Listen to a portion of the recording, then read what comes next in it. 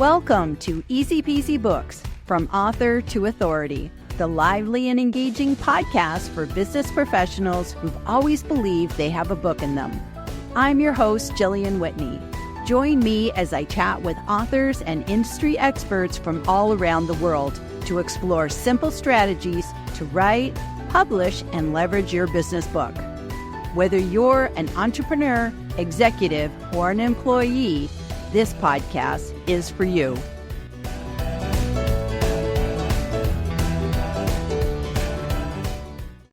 So hello, everybody. I'm excited to be back here today. And I have a special guest today coming up from down under or down from up under. I don't know the right way to say it, but I have Monique van Tulder in the house today. And we are going to be talking about her book, which I actually have right here on my Kindle, which is A Grown-Up's Gap Year. And I'm excited to talk about your book journey. And I have a bunch of questions for you today, Monique. Is this going to be a casual conversation, though? So it's not a job interview. It's not a quiz. There's no right or wrong answers. But before we get stuck in, I wonder if you could just sort of briefly tell us a little bit about your book and sort of like, how did this, what kind of was the whole impetus for this book? What's it about briefly? And then we'll kind of go from there. Absolutely. And thank you, Jillian. This is very exciting. And yes, down under, I think is what we say. And casual conversation is what Australians do so well. And whilst I'm not necessarily born here, I've lived here for so long, I definitely feel Australian. So casual is good, hence the denim. We don't get too dressed up either. And thank you for having me with you. So yes, my name is Monique van Tulder, and I did on my 57th birthday publish my first book, A Grown-Up's Gap Year. I know. And that came, so first of all, first message, the book really is about it's never too late. You're never too old. It's never too late. Why not now and why not you? I mean, really, we could almost stop that conversation right there. That is the essence of the book. And it is about part memoir, part self-help, both of which I never thought I'd write. I always thought I'd be a fiction writer. Back when I was a youngster reading Enid Blyton, I thought, maybe I'd do an adult's version of Magic Faraway Tree. Wouldn't that be fun? But no, ended up with a memoir / self-help. And it came on the back of stories that I shared with my Instagram audience. I was an early adopter. My young adult children hate me saying that, but it's true. Back when Instagram started, I don't know, whatever that was, 15 years ago, I leapt on, loved the pictures and loved the storytelling. As it was then. Slightly different these days, but anyway, back in the halcyon days. And a lovely gathering community of us developed, women who had children at school at the time. And then we consequently, they grew up and we grew up, and it got to the stage of, what now? And the what now for many of us came during COVID, where there wasn't a lot of movement of what now. We sort of had to get really creative of what that looked like.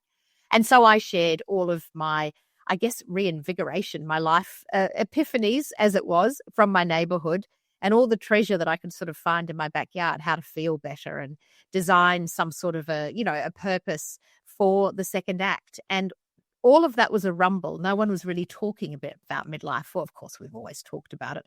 But in terms of probably through a male lens of a red sports car and a younger girlfriend and a crisis. Whereas I think a lot of us, and when I say us, I do mean predominantly women, and I know you have a mixed audience, so this is not to exclude, because I do have messages for our dear blokes, as we call them in Australia.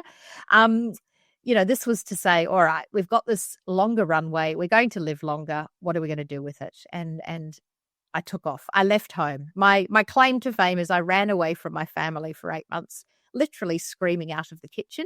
And if any of your audience know the movie from the late 80s called Shirley Valentine, I guess I was shades of her. Didn't know it at the time, but I'd had enough. And we won't go into all of that right now unless you want to. But in essence, it's a coming of age for a midlife female audience and or our dear blokes coming along for the ride. How are we going to fill the next 40 years? Enjoy. I love that. I love that. A long answer. I'm sorry. I won't make such long answers for everything. That's absolutely brilliant. So at what point in your journey did you say, okay, there's a book in this? Like when did you make that? Was it like while you were doing it, after it was done, after the reaction of your audience on Instagram? When did you get that message that said, I need to write a book? Absolutely.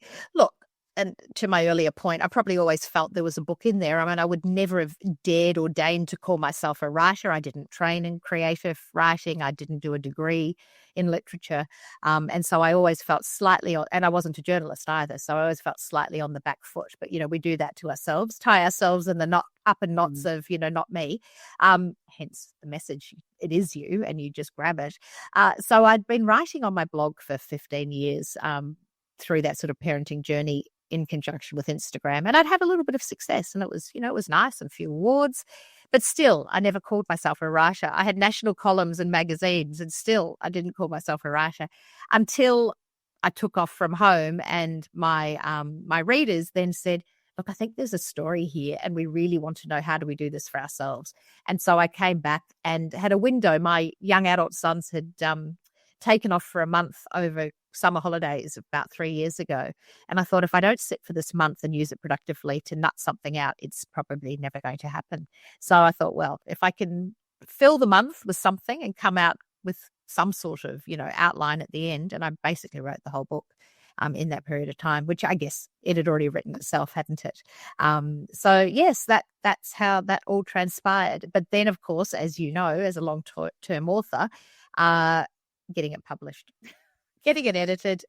It's all very well to write these brilliant ideas on paper. And of course, I don't know about you, but certainly probably with your first book, what you start with is not what you end up with, and potentially. And so, yes, that is really where the journey unfolded. So that was a while ago now. Yeah. That's brilliant. That's brilliant. And how did you organize it? Because your book has a definite rhythm to it. So how did you come about, maybe you could explain how you've organized your book, and how did you actually come out with that idea of, this is the way I'm going to do it, so it's not just disjointed stories? Absolutely. Well, look, brilliant editor, I have to pat on the back. And Melinda, if you're listening, thank you, my darling. We sort of found each other by accident, by default, and it all worked out to be fine. Look, I naively thought I needed an agent. So I set about finding an agent, and I tracked down who's the best Australian agent. Of course I did, straight to the top. And this wonderful woman, Virginia, if you're listening as well, you are definitely part of the journey. She now lives in New York, and she was a traditionally published author. And I worked with her for a while, and we sort of nutted out a bit of a roadmap, I suppose, which I consequently didn't end up following. I'm dyslexic. I've got ADHD. We don't follow linear paths. So it's lovely that you say that there is a rhythm to the book, because if I'd been left to my own devices, it wouldn't be like that. So it definitely takes a village.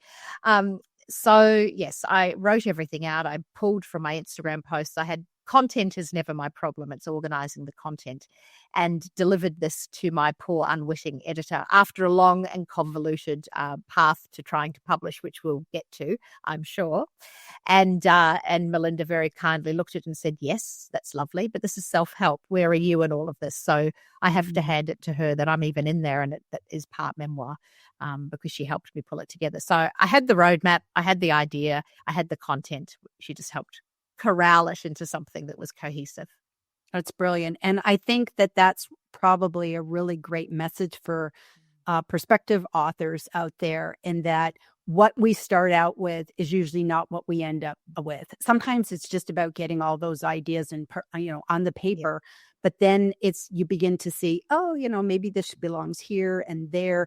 And I find it very interesting that you weren't really in the book, until you sat down and said, okay, how am I going to get in here? Because it's very easy to write about stuff, but it's actually very difficult to inject your own personality and your experiences. And I believe, from what I've read, you're very vulnerable in your personal stories. So that's a very difficult thing. So how did you get over that? Or are you just a very vulnerable, I just let it all out anyways kind of person? Look, I do. There's only a couple of topics which are off topic, and that is my husband and children, albeit they are very much the story, I suppose. However, I believe I've successfully managed to reveal all without revealing them, and respecting their privacy, because they didn't ask to be splashed over national media and the story told. But look, I've always written from the heart, and I've always been injected into my story. So it's quite interesting that when I wrote the book, I decided it just needed to be, this is how you do it, not necessarily this is how I did it. And so, yeah, in terms of putting the stories on the page, look, it is what it is. And I think I do love to show the if she can, I can stories. I think that's how we learn and grow if that is what you're wanting to do. And so that wasn't so much of a problem. It was more, I think I probably thought there was a bit of hubris involved, as in, if I splash myself all over the pages, well, like, who am I? Like, who really cares? Isn't it more the how? But no, it's not. It's how you take yourself from A to B. And it's the whole, who's the author that writes the storyteller book, the whole arc, story brand, the story brand guide. Dennis exactly. Miller, Exactly. You can't have the middle without the beginning and the end. And I'd sort of missed the beginning and the end. Yeah. Yeah. No, that answers that question. Yeah. No, that's perfect. That's perfect. And, I think that is a real challenge. And, sometimes books are all about the person, and there's like, okay, this is really interesting, but how does it apply to me? And then you can get books that are so, I don't know, analytical, structured, whatever, that it's like, okay, but I've learned all the lessons, but you didn't really show me how you went through the transformation, so I think that's really, to have that nice blend is really good. And obviously you had somebody that was like really helping you with that, getting all that stuff down. Now, one of the things that I think is really unique about your book, Monique, is that you have experts that are part of the story. So can you talk about how that all kind of came to be? How did you decide to, kind of branch out and bring experts into the book? And who did you pick, and why did you pick these people? So I find that quite fascinating. Absolutely. Look, again, because I'm not a plotter and a planner, although I'm better for my second book, I had got through the book and I thought, okay, I think I need to be a bit more solid in the, what I'm putting out here. It can't just be my opinion. And so, I went through all the studies and the research and inserted all of that. And that's great.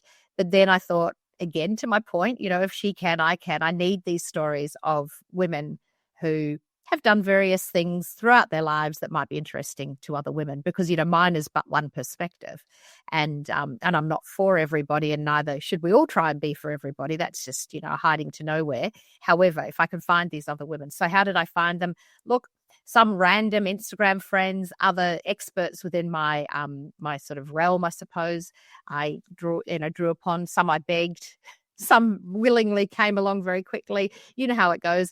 And it was probably about a month before I handed in my last draft that I'd had this epiphany to insert them. So they weren't there from the beginning. So that was quite interesting. And my poor editor was like, oh my God. And then, of course, apparently you're meant to send out, legalities and have people sign forms. And that was literally as the printer was about to print. So yeah, nothing very organized. Wouldn't do it that way again. However, it's just nice to make it more of a community, because that's how I've always, written. It's for a community and by a community. It's not just my story. Otherwise it does become, there's a lot of hubris there. Yeah. I love that. And I know personally, the last book that I wrote, co-wrote with Tina Jarvitt, we included photographs, and all of a sudden at the last minute, we were having to get permission for including photographs. And it was just like, oh gosh, I didn't even think about that. But you have to cover all your bases. Like you said, it's just like the legalities. It's like, okay, sometimes you just go, I don't know if I do photographs again. I don't want to go through. Well, and this is the thing, and I wouldn't do so many contributors again either. And also, look, I think it was probably a confidence thing too, because I thought if I bury my work in other people's words as well, then if anyone's picking things apart, I'm not the only one exposed. So there was probably a little bit of that too. Anyway, it's fine. It all worked out for the end. It's lovely. But what it's also done too is an opportunity, which I haven't done I have a fledgling podcast, but for season 2, I will be interviewing a lot of these women. I have had some on season 1, and it was great. Lovely to hear their stories and the reasoning behind their chapter. why they did whatever it is that they did.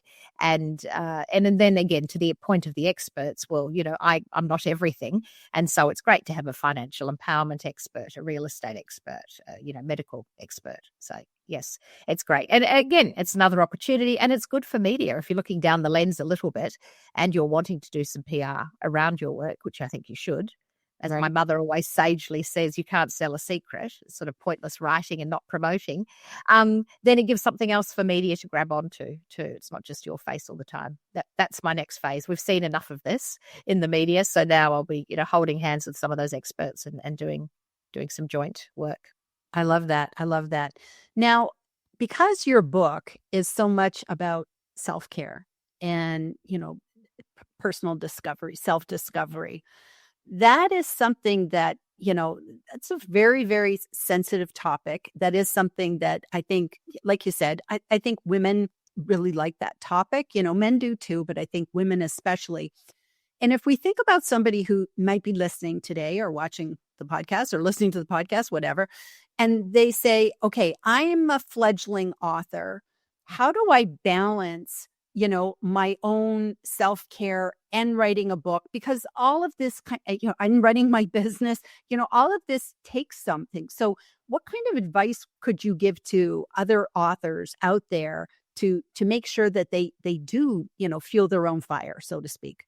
Yeah, look, absolutely. Look, and for me, well-being overrides absolutely everything. And as do my values. I never thought about that, and I won't get into the depths of my book, but I just think you need to have a good stern talk with yourself and ask yourself, why am I doing this for the first point? And I think you'll agree with that, because, writing a book does suck it out of you.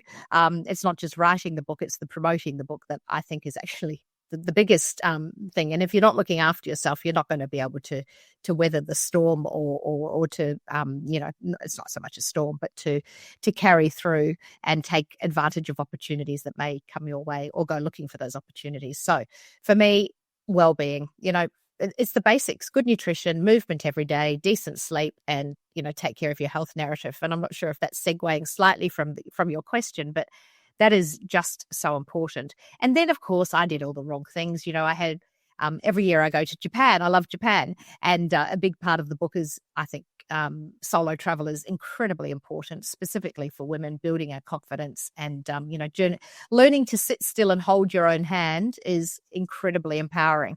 And so every year, to that vein, I have a couple of weeks in Kyoto in Japan solo.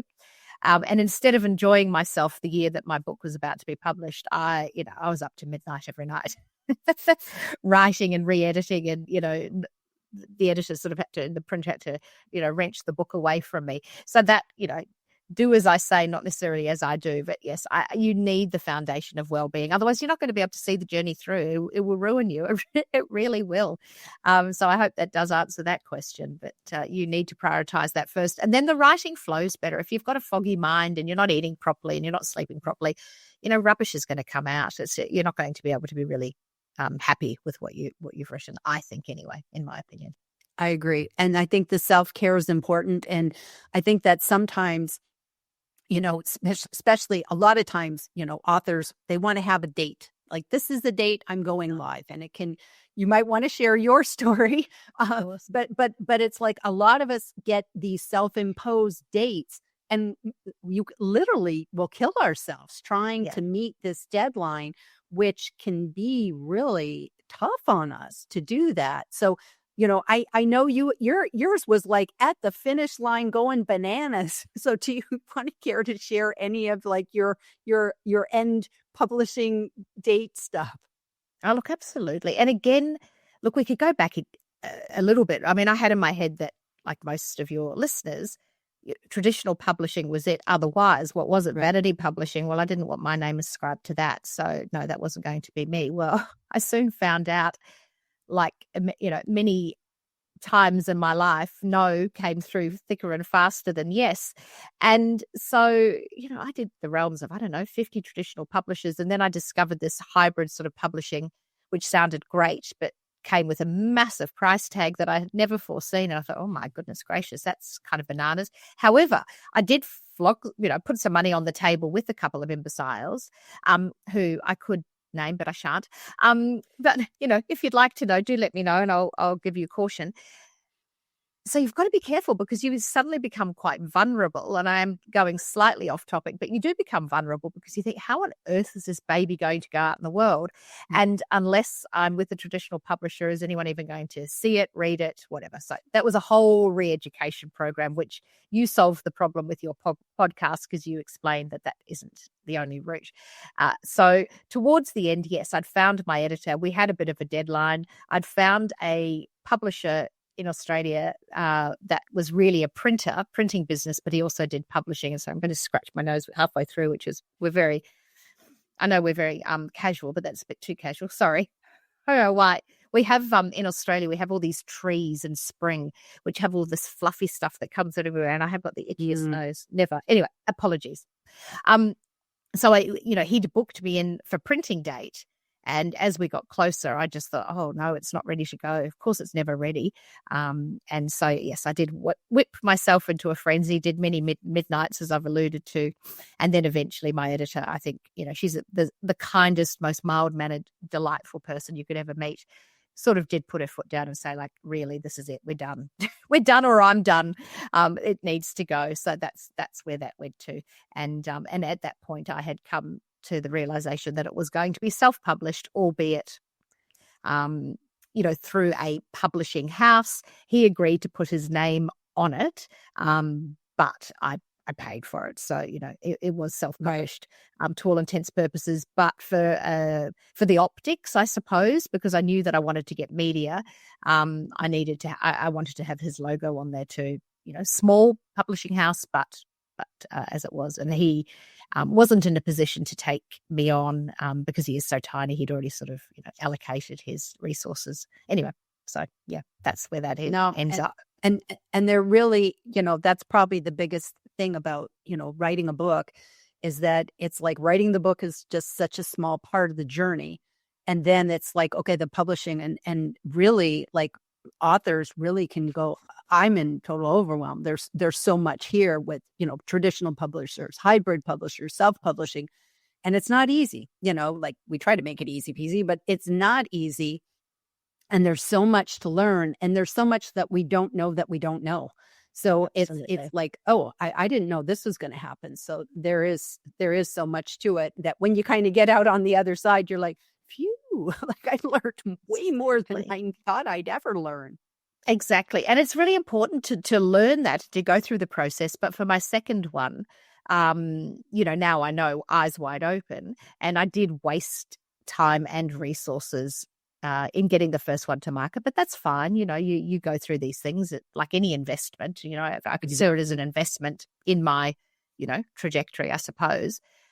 But there are lots of things I don't need to spend money on next time. But the things I really believe, if there's any first time or, nearly authors listening, then you must have some sort of I'm going to say book coach is lovely, or, editor or whatever it is. You need a bit of a team.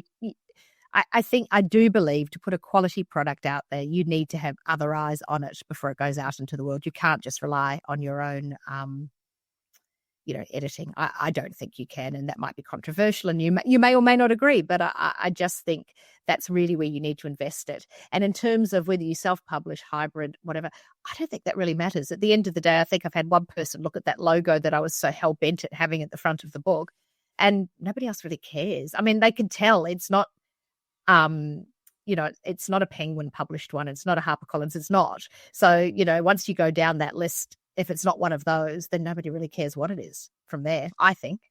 Exactly. I think the same thing. Same thing. And at the end of the day, does it do what it said it would do? Like you just kind of go, that was the promise, because you essentially say, by the end of this book, this is what I want the reader to have accomplished. And with your book, hopefully your readers read it and say, oh my gosh, she's given me permission to find myself, there's so many different permissions that your book gives to your readers. And like you said, I think in the very front of your book, You don't have to run away from home to actually, have you don't have to do what you did to be successful. That it's all about, a lot of it is just giving yourself permission. And I love how you say, and it's just never too late. It's never too late to do that. So for anybody who's kind of doesn't know the whole Shirley Valentine thing, can you elaborate on that? Because I think that's such a beautiful angle. Look, it's great, isn't it? And again, it didn't come to me till after I'd published the book and I started promoting it, which is a bit stupid, really. But anyway, jumping on the bandwagon now. So Shirley Valentine, it was a movie in the late 80s at the UK, completely different demographic to me, but she was, well, at the time I was a young woman. She seemed like an older woman, but the poor woman, she was probably in her early 30s or early 40s or late 30s. So she was a baby, really. It's all relative. She had a very traditional marriage back then, and she was the mum at home and the wife who had dinner on the table every night for her husband and so on and so forth. And her life was, to all intents and purposes, pretty damn same ho-hum. And a friend wins a holiday in Greece for two and asks her to go. And Shirley, of course, says, oh, no, couldn't possibly. That's not me. Hung it on the back of a cupboard door in her kitchen, kept on looking longingly at this brochure. And I think her husband one day came home far too grumpy and demanding, as he did every evening. And that was the straw that broke the camel's back for her, because the next day she packed a bag and literally ran off to Greece. Her friend came home and Shirley looked around and thought, oh, no, I want more of this, and stayed. So, yeah, that is what I did. And although I do say Shirley had a Greek lover, I did not have a Greek lover. I was not in search of a Greek lover or any kind of lover. I wasn't leaving my husband. I just needed space, and Shirley had space and found herself. And then her husband came to find her, actually, as did mine. And it was happily ever after. She went home with him and he realized that he needed to change. So it was lovely. It was a beautiful story. Very simplistic, except eternal. And a shame we're still having those conversations, but we are. Anyway. More women than not read my book and watch me on some of the media appearances and say, oh, God, me too. So there we are. I love that. And you've alluded to the fact that while your book was primarily probably appeals more to women, you do say grown-up gap year. So it's not like a woman's gap year, right. And you said before, I guess I got an itchy nose now too. Yeah, I can't believe it. It's like, oh. Anyway, it's maybe we edit that bit. Yeah, so sad. It's okay. Hello, everyone. It's real life. But with men, maybe men are changing. Like we have this we have this stereotype that like when men get to midlife, like you said, they want the red Corvette and, the new wife and this and that. But maybe there's actually more to it, and that men go through the same thing, especially if they've been, responsible for, okay, I get up, I go to the job every day and this and that. And it's like, they're kind of like, now what? So do you think now that it can apply to men too? Oh, 100%. I mean, my next book, I keep banging on about it. It's in draft phase, so that could take another 100 years. But anyway, it's called Dear Blokes, How to Avoid an Expensive Divorce, a love letter from us. And that is absolutely it. It almost replicates the first book. And I probably should have said a grown-ups gap year for mums and carers, but, that was a mouthful. That and also just tiny bit back to titles and things. I was almost too afraid to own a niche, if you know what I mean. In hindsight, I threw my net quite wide, albeit the topic was quite specific. I should have alluded to that, and that may have served me better. But anyway, that's a topic for another day. We can always, go down the path on that. I can rename it. But no, most certainly. In fact, the surprising thing was when I returned, a lot of my husband's friends follow me on LinkedIn, which...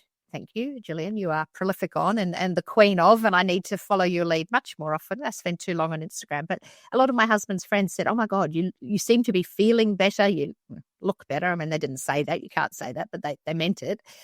Because I did. I felt more vital and much more sort of vim and vigor than I had for many decades. And, this is not a show on menopause, but we are having a conversation collectively a lot more about women's health. And that's great because a lot of that was buried for a long time. So men are absolutely feeling quite befuddled and confused, because a lot more women are rising up and roaring and saying, oh my God, I might be in my 50s, 60s, 70s, but I'm not dead, and I'm not going to hopefully be for a long time. And what's out there for me?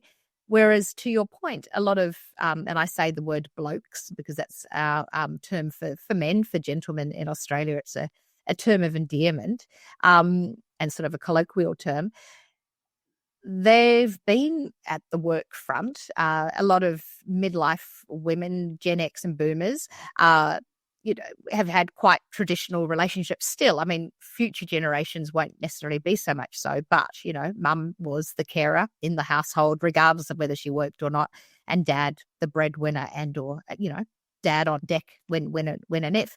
And so men are looking, thinking, gosh, I've got 40 years left too. What on earth am I going to do? Because playing golf 5 days a week isn't going to cut it. And my husband tried that and very swiftly went back into the cliche of a retired gent, went into consulting, has never been happier. Really, his purpose is fabulous. He works with young people and loves it. So yes, men are confused. They might be slightly perplexed. They might be frightened. They might think there's an expensive divorce coming because we're all taking off and we're solo traveling. I mean, women in solo traveling numbers has never been bigger.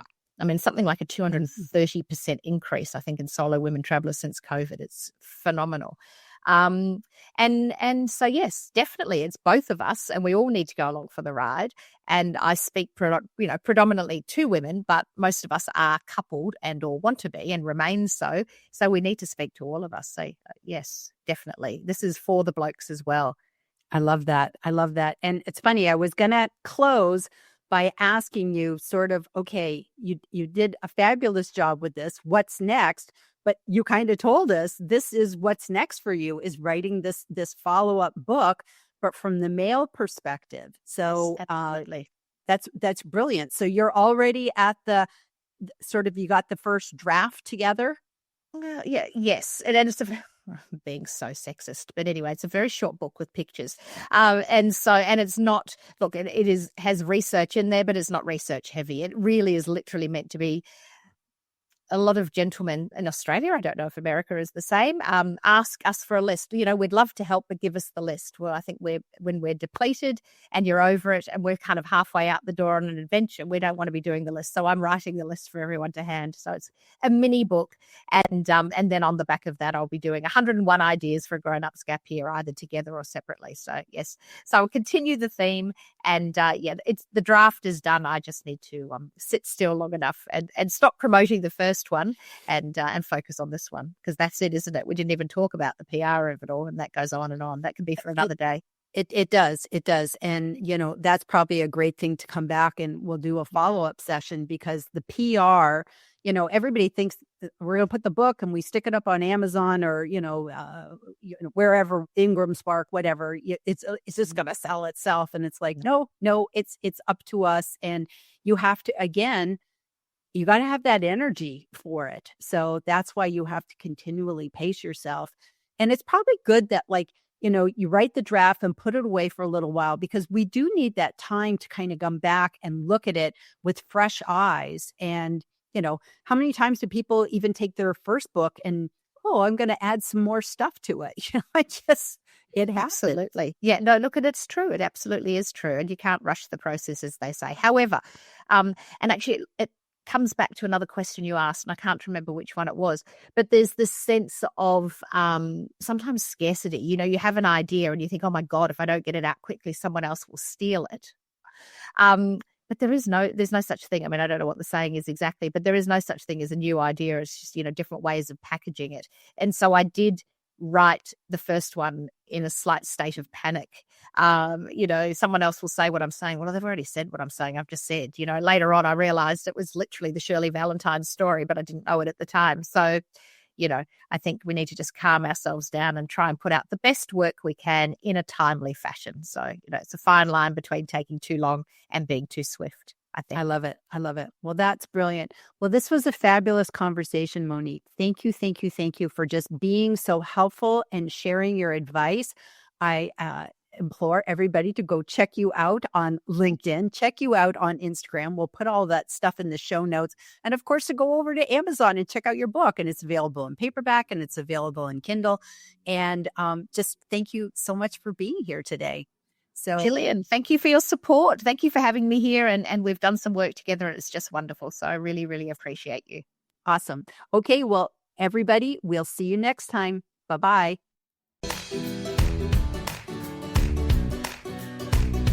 Thank you for tuning in to this edition of Easy Peasy Books, From Author to Authority. If you found value in today's episode, I'd be grateful if you could leave us a review. It helps other aspiring authors discover our podcast. To learn more about writing, publishing, and leveraging your business book, visit my website at easypeasybooks.com.